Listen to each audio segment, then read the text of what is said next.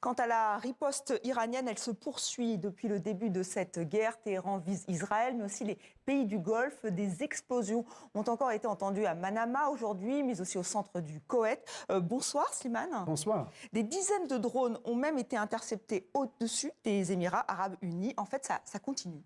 Oui, depuis une semaine, ces pays vivent un cauchemar. Eux qui avaient fondé toute leur mythologie sur la construction d'un havre de paix, un paradis touristique utopique, eh bien, sont en train de voir leurs bijoux brûler parce que ces drones qui visent en principe les bases américaines n'épargnent ni les hôtels, ni les tankers transporteurs de pétrole, ni même les aéroports. C'est tout un monde qui est en train de s'effondrer. Donc ils sont abasourdis, ils sont aussi en colère, car ils estiment que c'est une guerre américano-israélienne dans laquelle ils n'ont absolument rien à voir.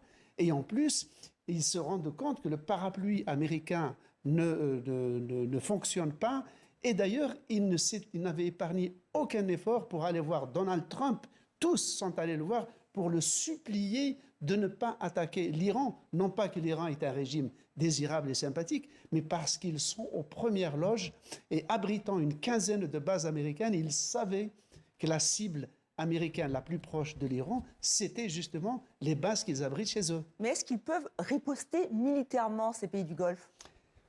S'ils le voulaient, oui, parce qu'ils sont surarmés. Les Émirats arabes unis sont le premier importateur mondial d'armes par tête d'habitant. Le budget des 6 pays du Golfe frise les 120 milliards à 140 milliards, c'est-à-dire presque le triple du budget d'une puissance nucléaire comme la France. C'est presque la moitié du budget de la Chine.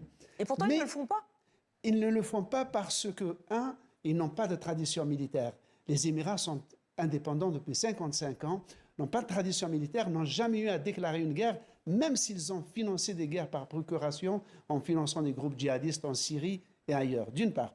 D'autre part, un élément central, c'est la prise en compte de leur opinion publique, de l'opinion publique musulmane. On est en plein Ramadan. Et pour eux, rentrer dans cette guerre, c'est se retrouver du même côté de la barrière, sur le même front que Benjamin Netanyahou, qui, après avoir fait ce qu'il a fait à Gaza, est en train de pilonner le Liban chaque jour, et de Donald Trump, qui, aussi sympathique leur paraît-il, c'est quand même l'homme qui, en arrivant au pouvoir, a décrété un muslim ban, un ban anti-musulman, qui interdit à une vingtaine de pays musulmans tout visa à leurs ressortissants aux États-Unis.